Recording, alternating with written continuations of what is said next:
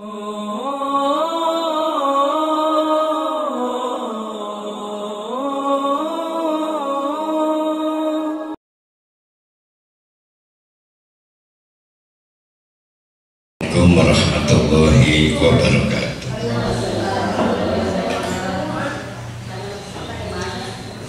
Alhamdulillahirabbil alamin. Nahmaduhu wa nasta'inuhu wa nastaghfiruh wa na'udzu billahi min syururi anfusina wa min sayyiati a'malina. May yahdihillahu fala mudilla lahu wa may yudlilhu fala hadiya lahu. Asyhadu an la ilaha illallah wa asyhadu anna Muhammadan abduhu wa rasuluh la nabiyya ba'da. Kemarin berakhir di walaqad yassarnal qur'ana lidzikri fahal mim muddakir. Secara keseluruhan di surat Al-Qamar ini ayat yang berbunyi walaqad yassarnal qur'ana lidzikri fahal mim muddakir itu akan berulang sebanyak 4 kali. Sekali di ayat 17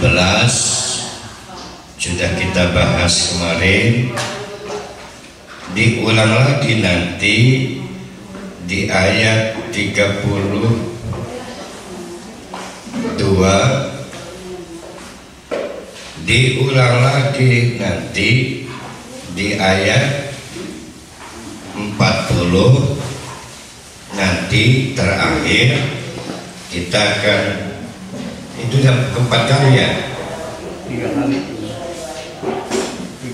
3 kali, yang keempatnya di ayat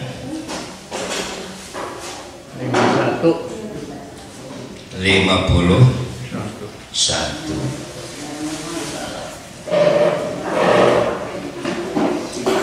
Ada pendapat kenapa sampai 4 kali Allah mengulang ayat dengan kalimat yang sama, yaitu walaqad yassarnal qur'ana lidzikri fahal mim muddakir.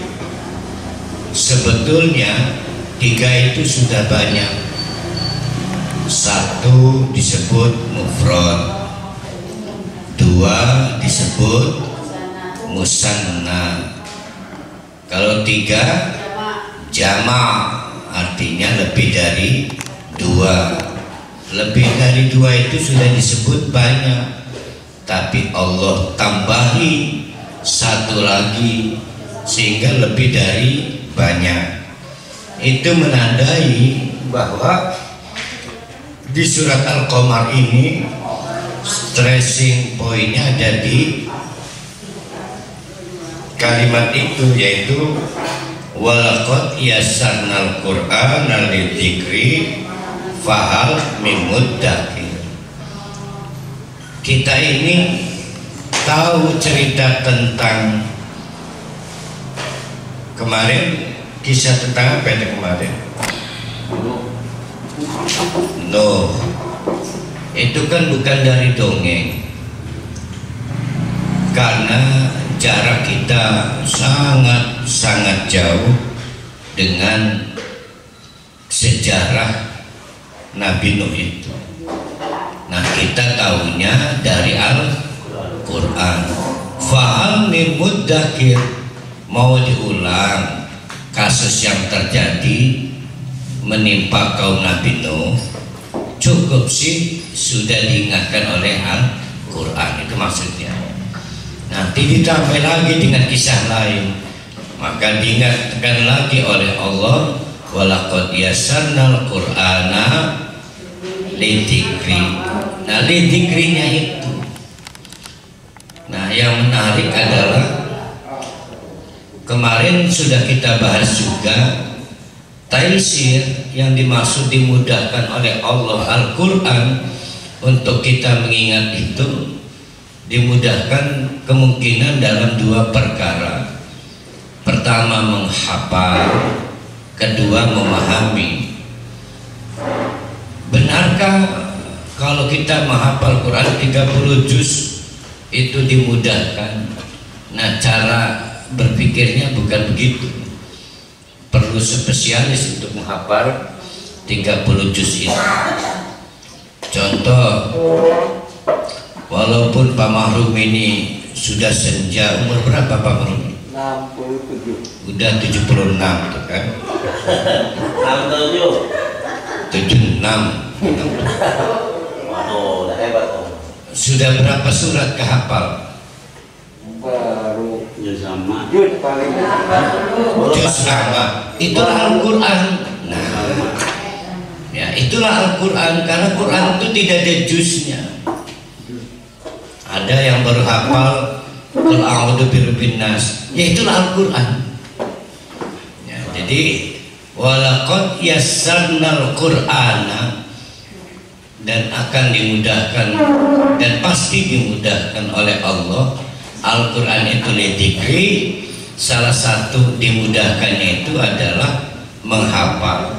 Hafalnya Al-Fatihah, itulah Al-Quran. Jadi tidak dibedakan berapa juz dan berapa. Itu yang pertama. Yang kedua, memahami. Maka seberapa hafal, seberapa itu dipahami. Nah, tadi Pak Mahrumi di usia 76 hafal juz 30, bukan 30 juz ya, juz 30. Maka di juz 30 itulah yang bisa dipahami. Nah, pemahaman terhadap Al-Quran itu menjadikan Al-Quran itu sahabat. Sama lah dengan Siti Aisyah bersahabat dengan Siti Hafsah. Keduanya diberi amanat menjadi istri Rasulullah. Saking bersahabatnya lupa kalau setiap istri punya privasi, punya rahasia yang tidak boleh disampaikan kepada orang lain. Tapi apa lancur, keduanya sahabat, maka terkuak dan terurailah rahasia-rahasia. Kalau kita mau mendapatkan rahasia Al-Quran, ya jadikanlah Al-Quran itu sahabat. Karena sahabat itu pasti akan mengungkapkan rahasia. Nah, cara bersahabatnya itulah dengan cara pertama membaca, menghafal, yang kedua memahami.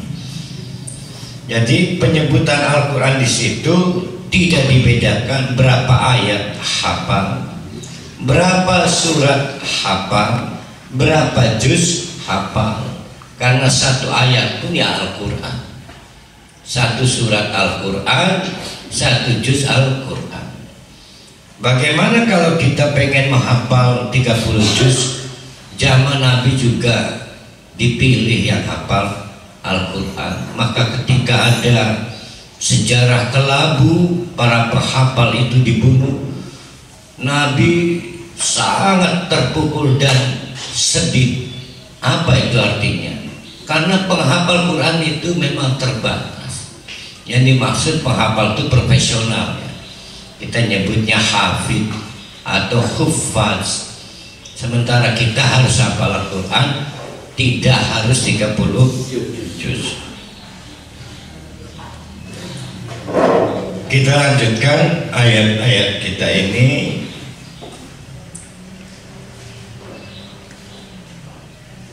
Ayat 18. Ingat-ingat ya, kita telah menutup kisah Nabi Nuh dengan walaqad yassarnal Qur'ana lidzikri fahal min muddakir. Allah menambahi kita ya dengan kisah kaum Ad, kadzabat Adun, juga kelakuan kaum Ad terhadap nabinya, Nabi Hud. Fa kaifa kana azabi wa nuduri, maka perhatikan betapa azabku dan peringatan-peringatanku itu menimpa kaum Ad karena apa yang mereka lakukan kepada nabinya, Nabi Hud. Apa itu kesalahan kaum Ad itu?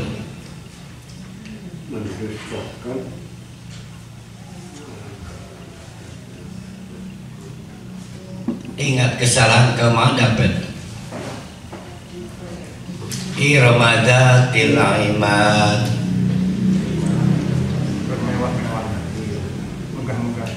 bermegah-megahan. Jadi kaum Ad itu kaum yang memiliki kemampuan membangun gedung-gedung pencakar langit berasal dari gunung-gunung batu. Berarti mereka ini seniman-seniman, pemahat-pemahat batu.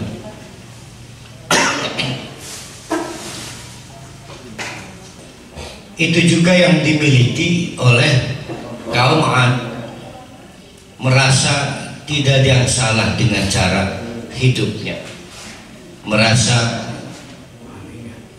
musuh manapun bisa dihadapi, tapi melampaui batas, termasuk dengan andai kata ada azab dari Allah, rasanya gampang dihadapi. Jadi bukan hanya fisik, tapi kemampuan peradabannya juga sudah tinggi. Maka inna arsalna alaihim, perhatikan di situ kata arsalna. Arsalna itu berarti Allah mengutus utusan. Berarti manusia, makhluk atau benda mati? Makhluk.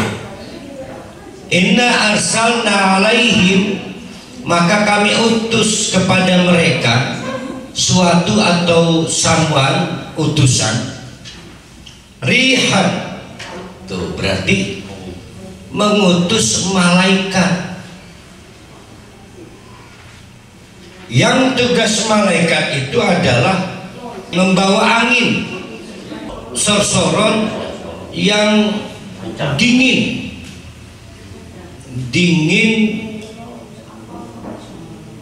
Kalau AC berapa derajat itu? Paling tinggi 16. 16, ini 0 derajat lah. Rihan sorsorot berarti mengirim malaikat, yang malaikat ini tugasnya membawa angin yang sangat dingin. Jadi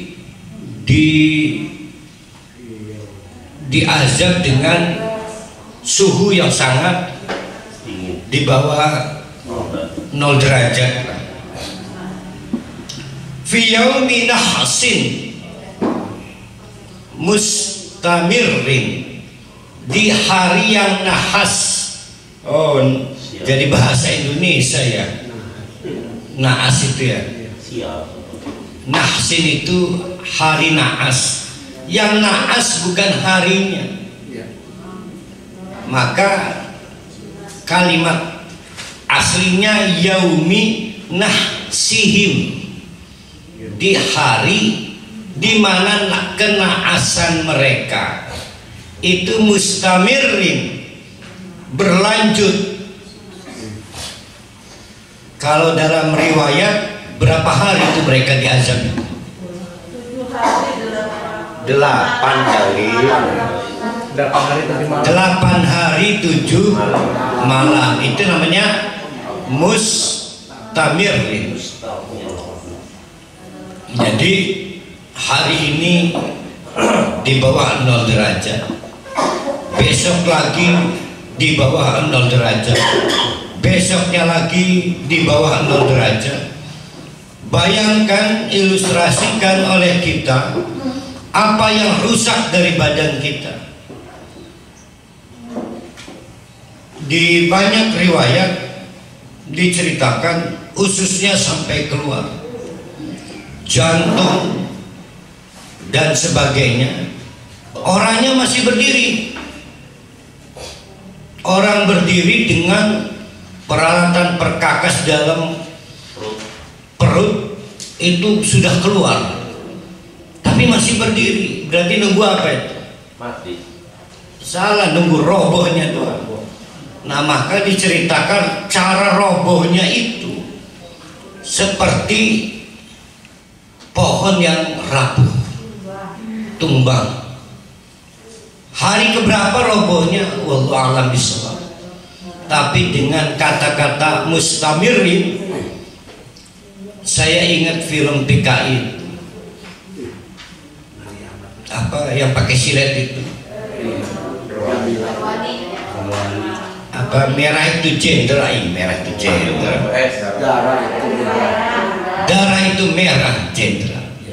Kalau cuma mau membunuh gampang, tapi dibuat lambat cara mati. Inilah yang dimaksud dengan mustamirin. Tanzi'un nas, maka dicabut. Apa yang dicabut ya? Ya karena memang udah tumbanglah, maka tumbanglah para manusia. Mungkin di hari ke-6, mungkin di hari ke-7, mungkin di hari ke-8, atau malam ke-6 atau malam ke-7.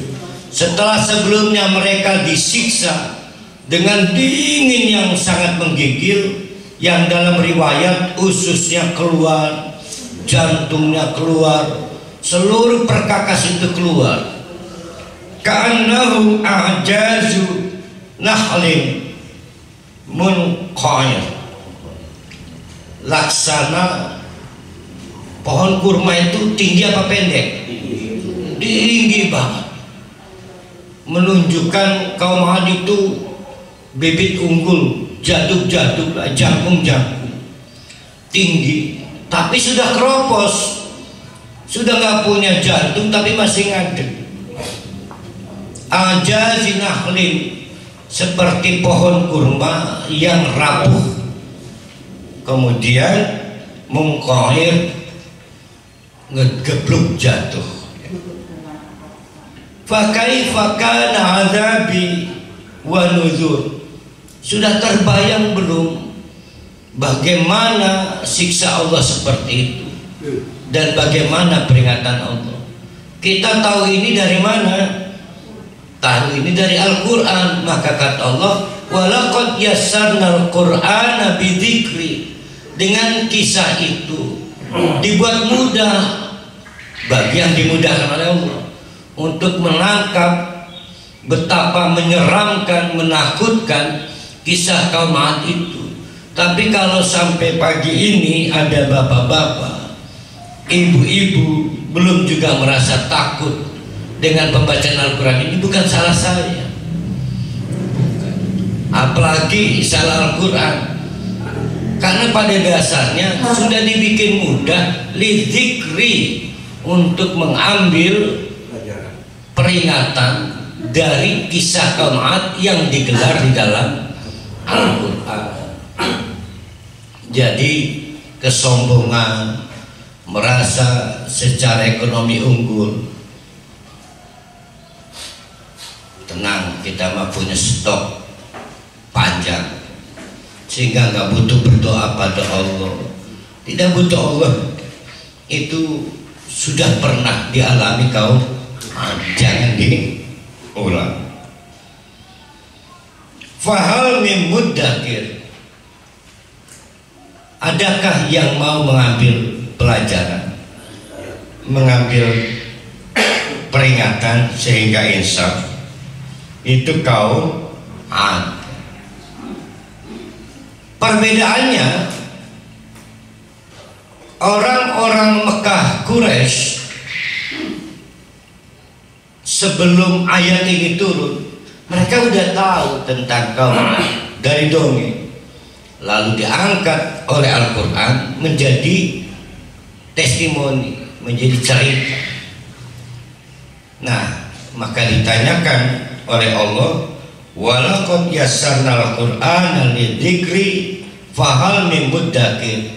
Hai orang-orang Mekah Quraisy, tuh sudah kita sampaikan secara letterlek kisah kaum Ad, mau kamu ulangi dengan membangkang kepada Nabi Muhammad, karena kaum Ad juga kaum yang bertindak tidak senonoh kepada nabinya, yaitu Nabi Hud. Mereka lebih unggul secara fisik bandingkan dengan orang-orang Quraisy, lebih unggul secara fisik kaum Ad. Secara peradaban juga lebih tinggi. Berlanjut lagi, itu berarti walaqad yasarna yang kedua ya. Kita akan bertemu masih dua kali walaqad yasarna. Kadzabat Samudu bin Nudur.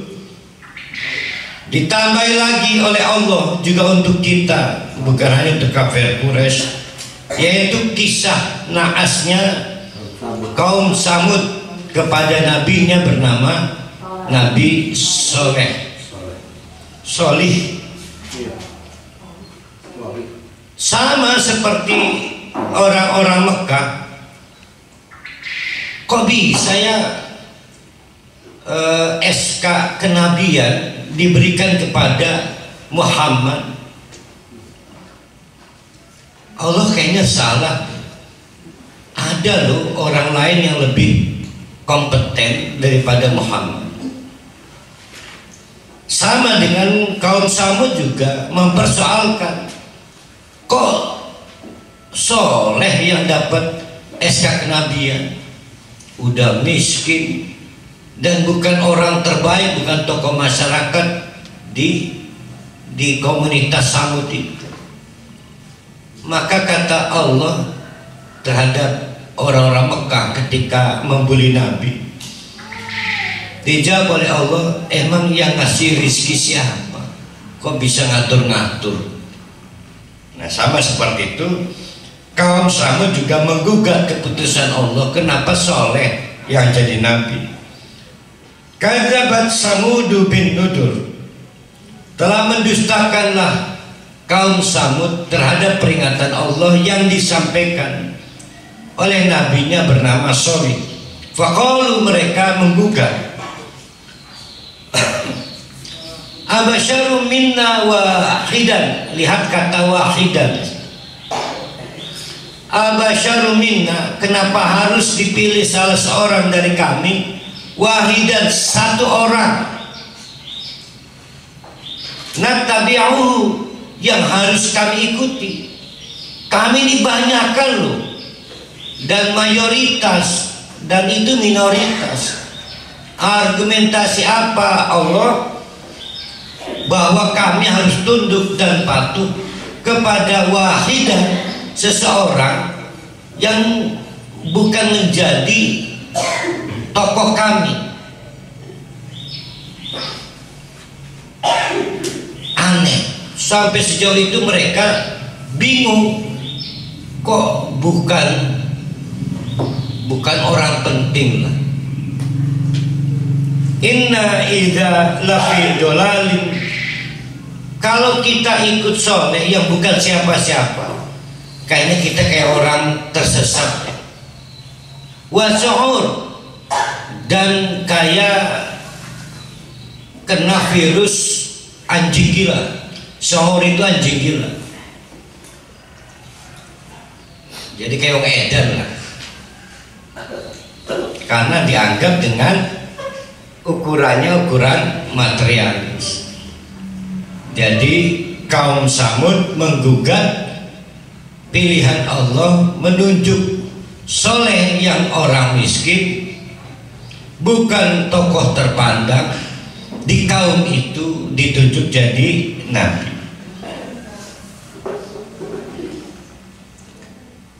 A'ulqiya dzikru alaihi min bainina bal huwa kadzabun asyir. Kurang ajar mereka mempersoalkan bahwa kalau peringatan itu disampaikan di tengah-tengah kita, bagaimana bisa, sedangkan soleh itu adalah pendusta juga asyir. Apa asyir? Orang yang tidak tahu diri, sudah miskin belagu lagi. Wajar kalau mereka belagu, bahwa mereka kapitalis, pemilik modal gitu kan. Jadi menurut mereka, orang miskin yang banyak tingkah itu disebut asyir, sombong, tidak tahu diri. Berarti mereka menganggap kalau orang kaya boleh sombong. Apa yang terjadi? Maka kata Allah, saya alami, yo nanti mereka akan tahu ghadan, besok. Sama dengan orang Jawa, tidak harus subuh nanti, bisa lusa, bisa seminggu kemudian, yang penting ghadan. Nanti mereka baru tahu rasa. Manil kadzabul asyir, siapa yang sebetulnya sudah berbohong, sombong dan tidak tahu diri, Nabi soleh atau mereka? Nah, caranya bagaimana kalau Allah sudah ngomong saya alamuna? Pasti salah satu akan dipermalukan sampai sekarang ya. Kalau kita sudah mentok, maka serahkan pada Allah, biar Allah yang menentukan siapa yang salah dan siapa yang benar. Maka turunlah ujian dari Allah untuk memperlihatkan siapa yang sebetulnya kadzab, siapa yang asyir, sombong, apakah Nabi Sholih atau kaumnya, yaitu kaum Samud. Apa ujiannya? Yaitu ujian yang disesuaikan dengan keterampilan mereka. Saya salah, saya lupa. Kaum Ad kaum yang secara postur tinggi. Kalau yang punya keterampilan memahat gunung itu kaum Samud. Ujiannya disesuaikan dengan keterampilan mereka, yaitu keterampilan memahat gunung. Mereka itu dinilai siapa yang paling unggul adalah yang punya cita rasa seni pahatan hidup. Ada yang membuat onta dengan pahatan itu, pokoknya gambar-gambar pahatan hidup lah. Yang sulit mungkin memahat gunung itu membuat lukisan semut kali ya, kan sulit, kecil. Maka onta yang akan menjadi ujian buat mereka disesuaikan dengan latar belakang mereka, yaitu onta yang dibuat dari pahatan Nabi Soleh, dari suatu gunung batu dibuat pahat yang kita kenal di banyak ayat sebagai naqatallah, onta betina milik Allah. Digabungkan dengan kata Allah, itu istimewa, pasti punya Allah. Baitullah itu rumah Allah, naqatallah onta betinanya Allah.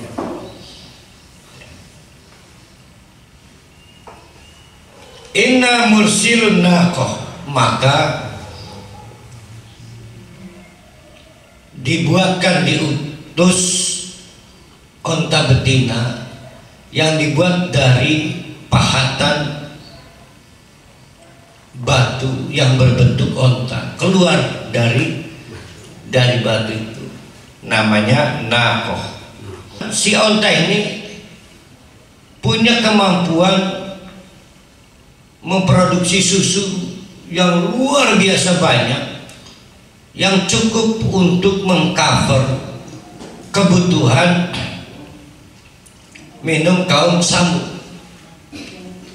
Karena memiliki kemampuan produksi susu yang luar biasa banyak, sudah pasti butuh minum yang banyak pula. Maka dibuatlah aturan ini penting.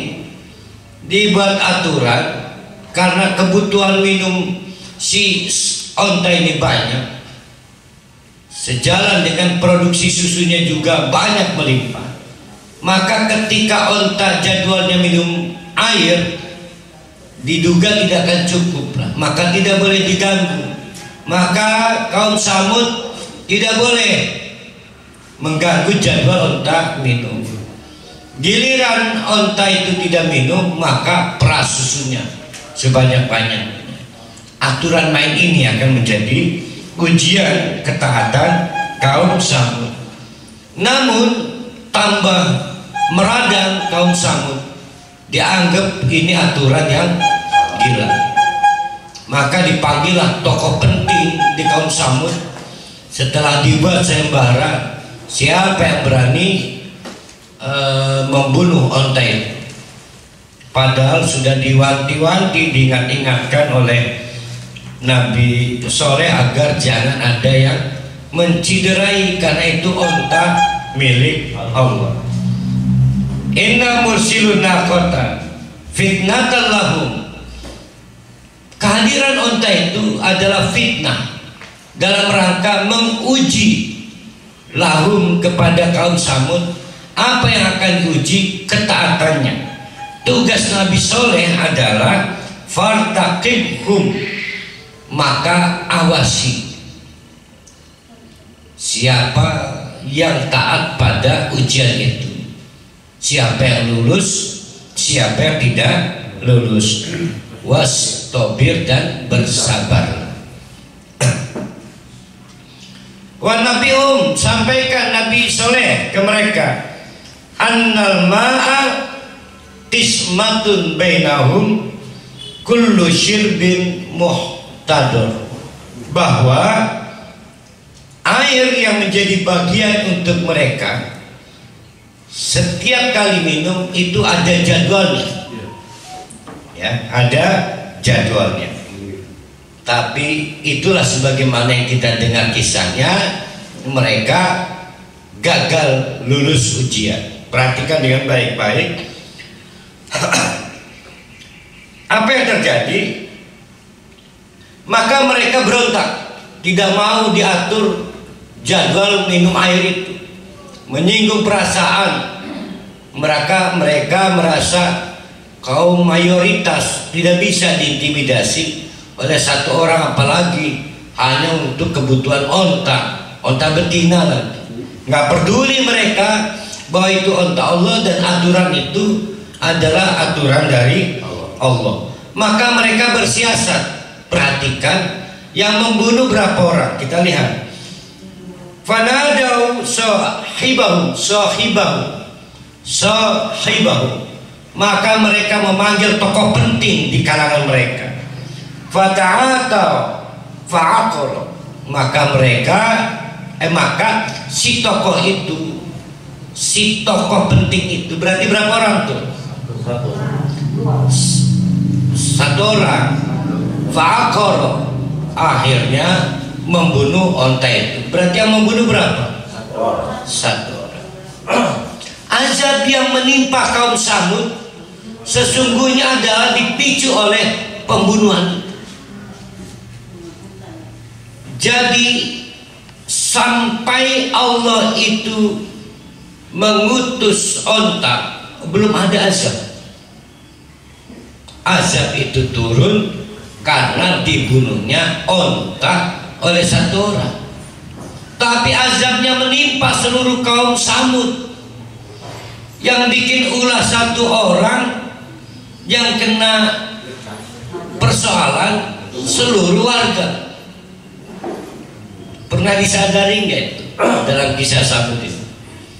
Yang membunuh onta adalah sahibahu, dan itulah jalan terbukanya pintu azab dari Allah. Fa kaifa kana azabi wa nudur, maka betapa dahsyatnya azab Allah wa nudur dan peringatan Allah karena dibunuhnya onta oleh satu orang.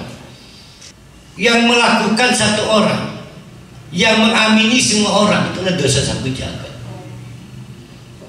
Yang membunuh satu orang sahibahu, tapi azabnya menimpa seluruh kaum Samud, yaitu karena ijma, menyepakati.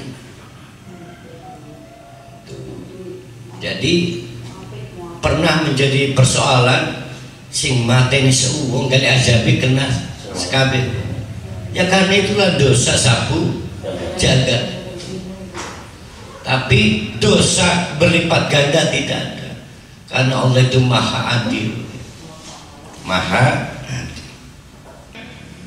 Oleh karena kelakuan yang dipicu oleh satu orang membunuh onta milik Allah itu, tapi komunitas mayoritas di situ juga mengamini, maka Allah inna arsalna, maka kami utus lagi-lagi. Yang diutus apa itu? Malaikat alaihim, kepada mereka sayhatan.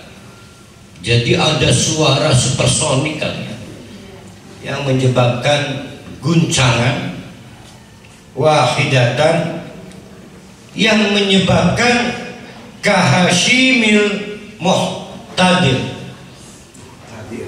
kayu-kayu rencek yang biasa kalau di daerah-daerah Wono itu apa, hutan itu kan orang-orang yang rencek, kayu-kayu nggak buku itu kan ditaruh di kandang-kandang sapi. Hashim itu kayu-kayu di kandang onta ya. Kahashimil muhtadir, itu tiba-tiba orang-orang Samud itu seperti kayu-kayu yang rapuh lah, lapuk.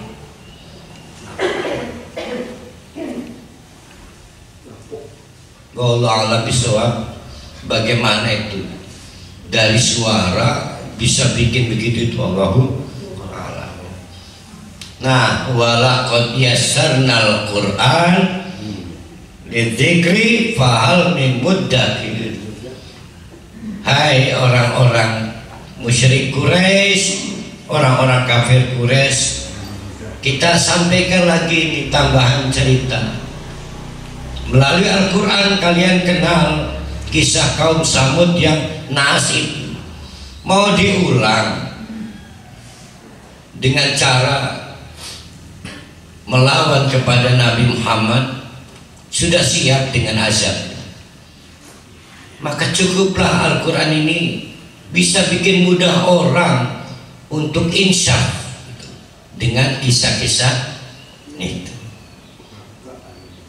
Jangan memandang orang dari siapa orang, tapi lihatlah apa yang disampaikan.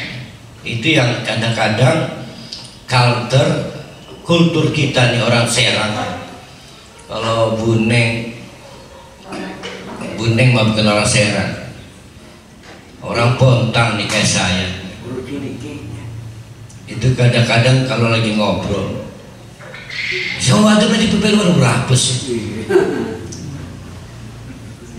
Memperlakukan rendah ke perempuan sampai ke ustadz-ustadznya. Contoh, saya datang pengajian, ibu-ibunya udah kumpul, bapak-bapaknya belum. Biasanya saya tanya, ini belum pada datang, padahal udah banyak ibu-ibu. Dianggap bukan orang ibu-ibu. Sampai ustadz-ustadz, sampai saya enggak, padahal udah penuh ibu-ibu, tapi yang dianggap bukan orang. Sama kayak tadi ada Parnas dengan Pak Jamal, ibu-ibu udah penuh, sumeh saya.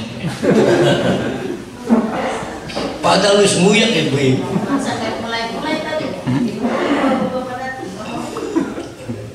itu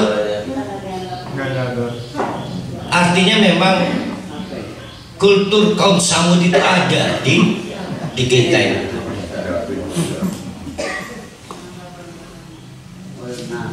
Ada tukang mie ayam nyalon kepala daerah. Tukang mie ayam nyalon kepala daerah. Kadang-kadang begitu. Itu walaqad yasarna yang tiga. Artinya kalau satu itu mufrad, dua musanna, tiga dan seterusnya jamak, ini sudah dianggap banyak. 3 kali Allah mengulang ayat yang sama, yaitu walaqad yassarnal qur'ana lidzikri fahal min muddakir. Sebetulnya sudah dianggap cukup. Ini sampai 4 ya Allah mengulang kalimat walaqad yassarnal qur'an 5 kali. 4 apa 5? Oh 5 ya, malah 5 itu. Oh iya, dari kisah pertama ya, dari 17 ya. Bayangkan tuh, lebih dari 3. Masih belum yakin bahwa kita bisa dengan mudah menangkap pesan Al-Quran. Nah ditambah lagi, ini berarti yang keberapa ini? 4. Yang ketiga. Bukan nanti nih. Nanti keempat ayat 40. Kadzabat qaumul Lutin bin nuzur. Lagi-lagi hal yang serupa keabesan kaum Nabi, kaum Ad, kaum Samud dan kaum Nuh diulang lagi oleh kaum Nabi Lut. Nabi Lut punya istri 1, anak perempuan 2. Ya benar ya, anak perempuan 2. Inna arsalna alaihim hasiban, maka kami timpakan kepada mereka kerikil-kerikil panas menimpa kaum Nabi Lut, illa kecuali, lihat berarti yang ini nggak ditimpa. Siapa? Yaitu ala Lutin, keluarganya Nabi Lut. Siapa yang tidak ditimpa azab? Nabi Lut dengan 2 anaknya, istrinya ditimpa. Katanya ke Allah, keluarga. Iya kan tadi Nabi Lut punya istri 1, anak 2. Kenapa Allah menyebut illa ala Lutin? Kalau ala Lutin mestinya istrinya nggak kena azab tuh. Inilah yang harus diperhatikan. Nah, itulah batas kita menyebut keluarga. Kalau orang dalam satu keluarga inti itu menyatakan kafir, maka faraid putus, tidak bisa disebut keluarga lagi. Termasuk istrinya Nabi Lut dicoret dari manifest perjalanan untuk menyelamatkan diri. Karena Nabi Lut itu dievakuasi bersama 2 anaknya itu di waktu sahur, tipis waktunya, sekitar jam berapa itu? Anggaplah jam adzan awal itu jam berapa sih? 3:30 waktunya, sekitar 1/4 jam. Dengan cara Allah dievakuasi.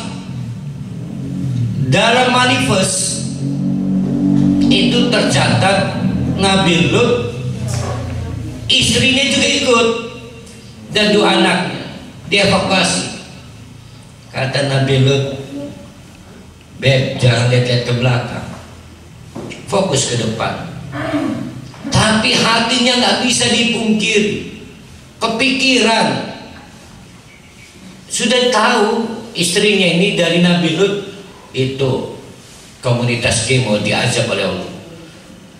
Maka diingatkan oleh suaminya, fokus ke depan, jangan nengok ke belakang. Tapi nggak bisa hatinya. Dia pengen menyelamatkan diri, tapi dia terpikir komunitas gay yang mau diazab. Nengok lagi ke belakang, nengok lagi ke belakang, sehingga tertinggal jalan oleh suami dan 2 anaknya. Maka terputuslah kata alu Lutin, keluarga Lut. Karena apa? Karena waktu habis, waktu sahurnya habis. Kenapa? Azabnya datang tepat di adzan subuh. Mari kita lihat nih ya. Ini pentingnya waktu nih ya. Mana itu? Ni'matan min indina. Itu soal Nabi Lut bersama 2 anak perempuannya. Itu diselamatkan, sukses, bisa dievakuasi, sementara istrinya enggak. Kenapa? Karena Nabi Lut dengan 2 anak perempuannya mensyukuri nikmat. Ya, nikmat. Ya udahlah, kita mendapatkan keistimewaan, diselamatkan, sementara komunitas kaum gay tidak mendapatkan nikmat. Kadzalika najzi man syakar. Ini yang penting. Akhirnya alhamdulillah masih dihitung oleh Allah, diselamatkan.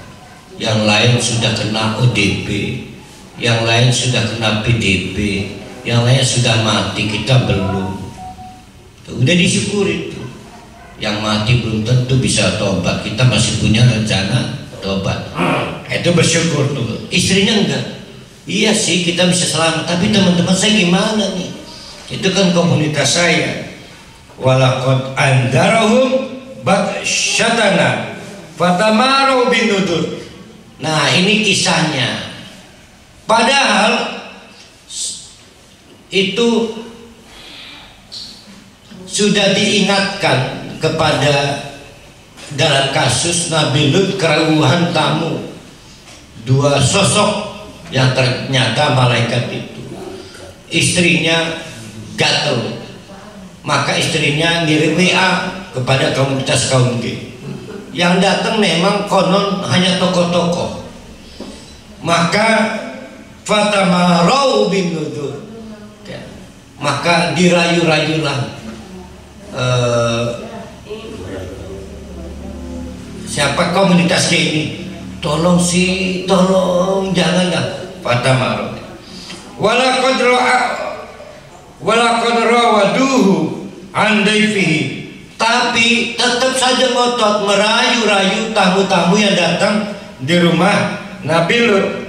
Fatamasna ayunahum, akhirnya, nah kata Thomas, ada 2 penerjemahan di sini, ayat 3 bukan 2.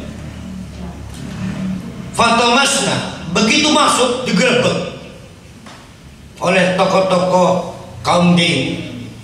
Fatamasna, tidak terlihat malaikat itu, tapi Nabi Lut sebelumnya udah dibisuki oleh 2 sosok itu. Dalam riwayat, tenang boy, tenang bro, yang saya ini bukan manusia, kami ini malaikat, maka tenanglah Nabi Lut.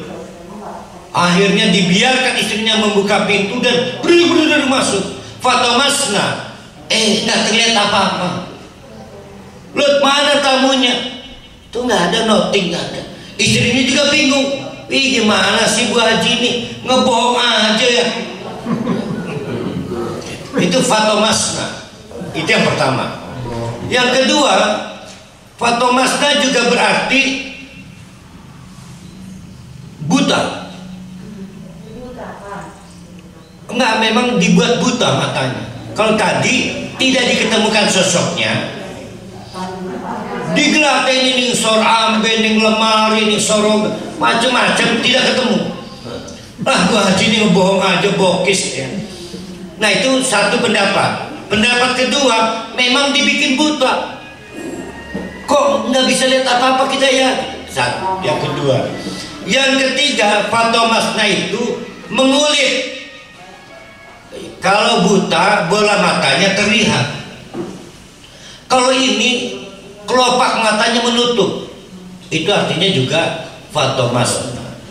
Nah, kita bikin ya mangga dari 3 pilihan. Yang lebih cenderung yang pertama. Begitu masuk menggeledah, tidak diketemukan 2 sosok itu, karena memang namanya malaikat tidak bisa dilihat kecuali oleh seseorang atau siapapun yang diizinkan Allah. Padahal ada malaikatnya di situ. Maka mereka menggugat pada istrinya, ibu aja dibokis aja, gitu ya. Itu artinya fatomasna. Fatomasna ayunahum, maka dibikin tidak dapat melihat mata-mata mereka. Fadzuqu adabi wa nudur, maka rasakanlah semenjak kasus itu azabku dan peringatanku. Apa yang terjadi? Walaqad sabbahahum, di pagi-pagi buta mereka, bukrotan azabu mustaqir, mustaqir. Maka ditetapkan azabnya pas subuh, sahur dievakuasi. Nabi Lut, istrinya juga anaknya, 2 perempuan. Jadi sebetulnya istrinya sempat dianugerahi jalan untuk menyelamatkan diri, tapi di tengah perjalanan tidak bisa kita ngebohongi hati. Hatinya lebih terpaut, condong untuk membela komunitas kaum G, mursidah, musdah, mulia, sampai saking urut demennya ora hafal kendaraan ini. Mau ibu-ibu tangisi beliau sulit. Tolong sih, aduh bu, ibu ini udah profesor, udah pakai jilbab cantik. Coba kalau suami ibu yang jadi maaf mama, papa mau ini dulu kencan dulu ya. Sama siapa pak? Sama Agus. Bisa. Kira-kira pak ibu-ibu mah normal. Kalau ibu-ibu gitu gimana? Suaminya izin kencan dengan teman lelakinya, bukan gak dikasih edan siriknya, tapi itu normal. Apakah juga sama dengan beliau? Mangga pak, jangan lama-lama ya, nanti pintu di ini aja bawa aja. Sama dengan istrinya Nabi Lut, sama dengan istri Nabi Lut. Sudah hampir sukses, di waktu sahur itu diselamatkan. Fokus ke depan, jangan nengok ke belakang. Nengok juga ke belakang. Karena kepikiran komunitasnya. Fadzuqu adabi wa nuzur, maka terjadilah azab kepada mereka. Bentuk azabnya adalah dia dibulak-balik lah. Memang mereka itu sudah gak normal, membulak-balik ke normal. Ditutup lagi oleh Allah, walaqad yassarnal Qur'ana lidzikri fahal mim muddakir. Hai orang-orang musyrik Mekah, orang-orang kafir Mekah, sekarang telah disampaikan cerita keapesan, kenaasan yang dialami oleh kaum Nabi Lut. Bukan masalah gaynya, tapi membangkang kepada peringatan-peringatan Nabi Lut. Apa mau kamu ulangi? Nah, cukup mudah Al-Quran kalau mau dibuat peringatan, tapi nyatanya mereka mengalami kesulitan. Walaqad jaa ala Fir'aun. Nah ini masih ketemu lagi ya? Ya ketemu lagi anu ya? Walaqad yassarna ya?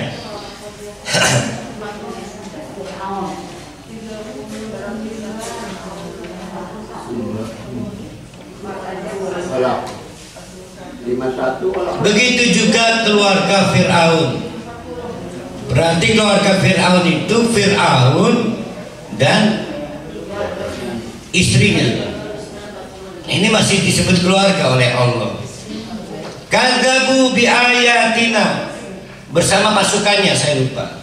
Yang disebut keluarga di sini Firaun, pasukannya juga istrinya. Itu mereka kompak untuk mendustakan bukti-bukti kerasulan Nabi Musa.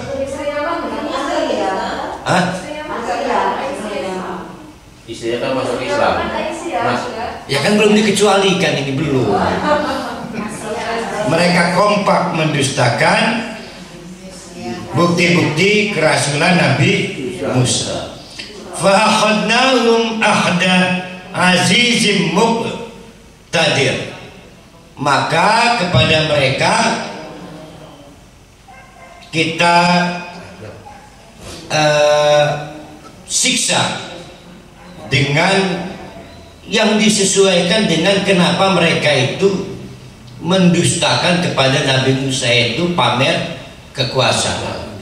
Maka Allah juga membuktikan dengan kekuasaannya. Apakah akufarukum khairum min ulaikum am lakum bara'atun fi zubur? Kalian merasa nyaman dengan kekafiran kalian yang dikamuflase dengan kekuasaan. Nah, ini menarik. Ada orang punya power itu kan macam-macam, seperti ekonomi, merasa lebih kaya. Nah, berbalut kekafiran, pasti merasa gak ada yang salah kan dengan kekafiran.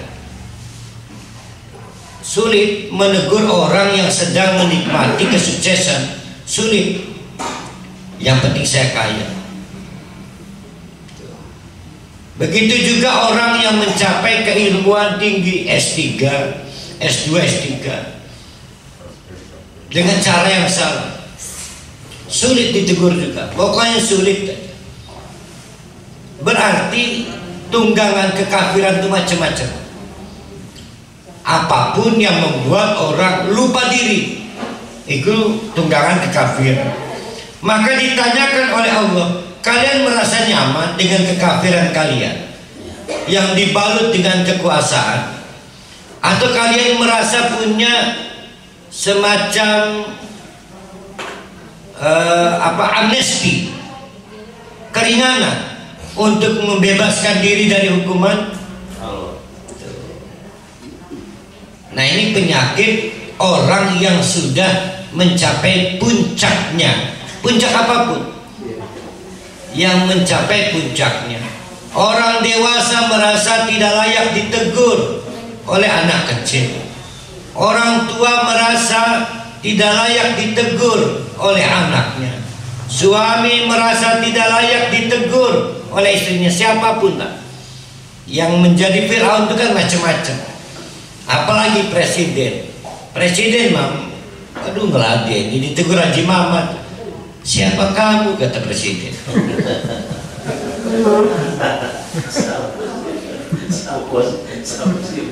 Am yaquluna nahnu jami'un muntasir, atau kalian merasa yakin akan dapat sekutu, merasa punya pergaulan luas.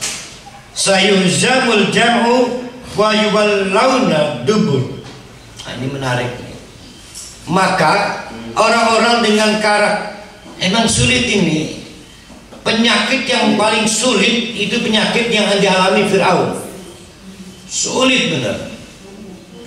Ibu-ibu, bapak-bapak mungkin belum pernah jadi kepala daerah.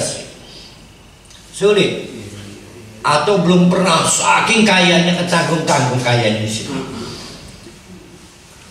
Harus mencapai derajat seperti si Firaun ini. Jadi kalau kaya beneran, kalau petakilan beneran, kalau sombong beneran. Maka orang-orang dengan karakter seperti Firaun itu jarang habis akalnya. Ketika terdesak, merasa masih punya peluang untuk mendapat backup dari sekutu-sekutunya. Itu kelompok-kelompok power. Kenapa? Karena merasa punya kontribusi. Contoh, Orang kaya akhirnya kalau kedesak panggil polisi, panggil preman, gitu ya. Istri yang arogan pada suami merasa terdesak, panggil orang tuanya, panggil bamange, panggil bibi, selalu. Ini adalah cerita-cerita orang yang lupa bahwa Allah bisa menggagalkan makar siapapun. Mau pakai sekutu, mau pakai kekuatan, mau pakai tentaranya. Ini yang dialami oleh Fir'aun. Bali sa'atu, maka saat atau kiamat atau azab, bisa azab kiamat, bisa azab di dunia. Mau'iduhum, yang dijanjikan kepada mereka itu adalah pasti. Wasa'atu adha wa amarro, maka as-sa'ah, hari kepastian itu adalah adha. Adha itu apa itu?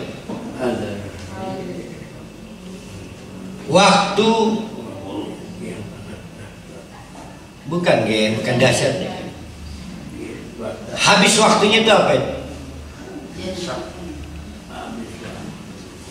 Jadi orang hancur karena habis waktunya.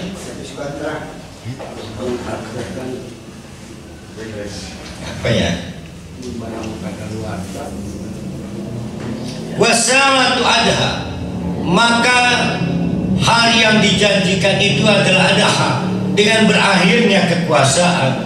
Wa amarro, dan berlalunya kekuasaan. Innal mujrimina, namun kelompok-kelompok Fir'aun itu disebut al-mujrim, kriminal. Ya. Innal mujrimina, tapi pakai alif lam ya. Innal mujrimina, kelompok-kelompok kriminal dalam hal keagamaan itu fi dolalin wa su'ur, pasti di dalam kesesatan, wa su'ur, dan di dalam kesulitan. Nah, kemarin digambarkan kesulitan yang pasti ada di akhirat. Setiap kita digambarkan kesulitan, itu mengkonfirmasi kemudahan buat kita. Jadi kalau kita menghindari baik kasus Fir'aun, kasus Lut, siapa lagi ya? Soleh, kasus Nuh, maka tidak akan ada syu'ur, kesulitan pada saat kiamat nanti. Seperti matahari satu jengkal di atas, berarti kita tidak punya problem kepanasan. 50.000 tahun antri dihisap, udah pasti kita sekelepan. Itu mengkonfirmasinya ya. Yauma yushabuna finnari ala wujuhihim, maka mereka itu diberi tanda di wajah-wajah mereka, gampang lah. Sementara ini kasus Fir'aun ya. Kasus Fir'aun itu ditandai, dibedakan dari kaum-kaum apes, baik versi Nabi Lut, Nabi Nuh, Nabi Soleh, Nabi Hud. Dzuku massa sakor. Nah, perhatikan di situ kata dzuku, bukan rasakan, artinya cicipi. Berarti siksaan pembukanya aja sudah sakor seperti itu. Ada makanan pembuka.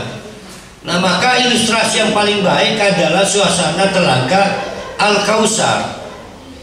Pada waktu pintu surga belum dibuka, orang-orang antri dan kita beruntung di telaga Kautsar. Ada air, ada AC pendingin, ada kanopinya. Sampai saking nyamannya pintu surga dibuka. Pak Maruji katuran aja, wisata gini cukup. Ingat kan? Nah, maka lawan persisnya itu Fir'aun dan kawan-kawan, yaitu mencicipi hidangan siksaan neraka. Belum di neraka ini. Waduku, maka cicipilah, bukan rasakan kan? Duk itu cicipi hidangan pembuka berupa siksa neraka. tapi belum nyampe. Sementara Pak Marumi, Pak Haji Mamat, Pak Nasrullah dan ibu-ibu yang ikut itu ada di Telaga Kausar itu. Ya kalau ikut nanti ikut Haji Mamat. Inna kulla syai'in khalaqnahu biqadar. Telah kami ciptakan seluruh hal itu biqadar, ada ukurannya. Fir'aun melanggar ukuran.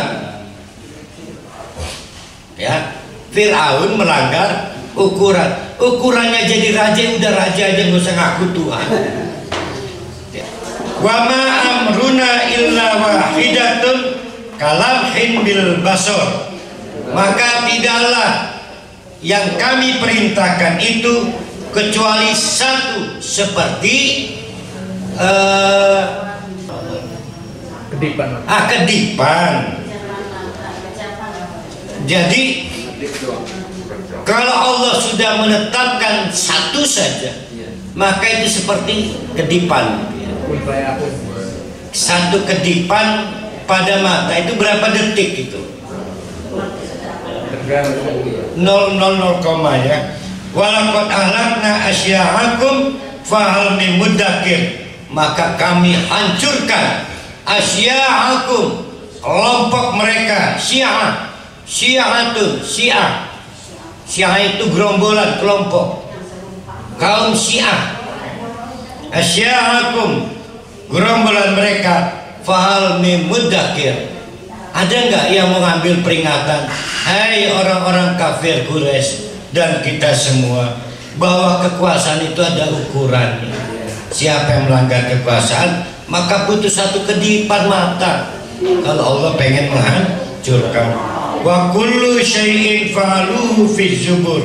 Maka setiap segala sesuatu itu dikerjakan oleh mereka itu fi zubur, ada di dalam lembaran. Apapun yang dilakukan itu ada dalam catatan. Mau kecil, mau besar, semua mustaqor, ada dalam catatan.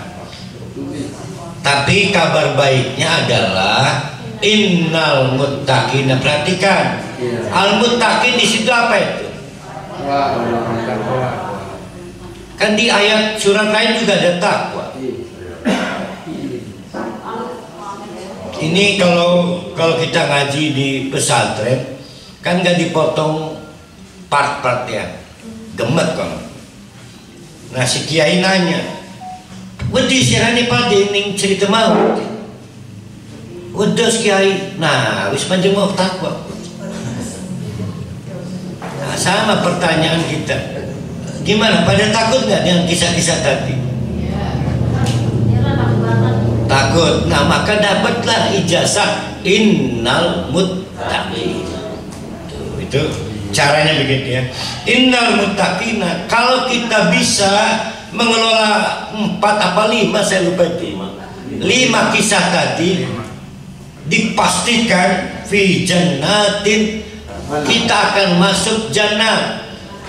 Nah sudah kita kasih penjelasan lebih dalam, kawasan tertutup jannah khusus ahli surga, wa naharin yang ada sungainya, fi maq'adi sidqin inda malikin muqtadir, yang mereka itu memang menempati tempat yang benar, inda malikin muqtadir, di samping kekuasaan yang menentukan.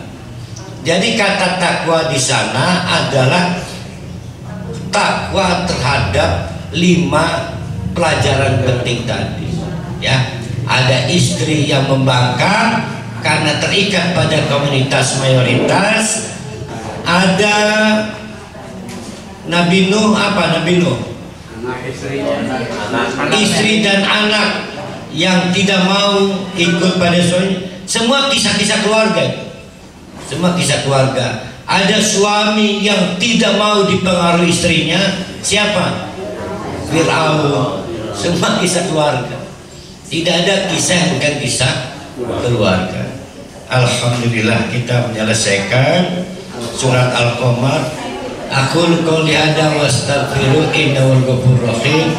Assalamualaikum warahmatullahi wabarakatuh.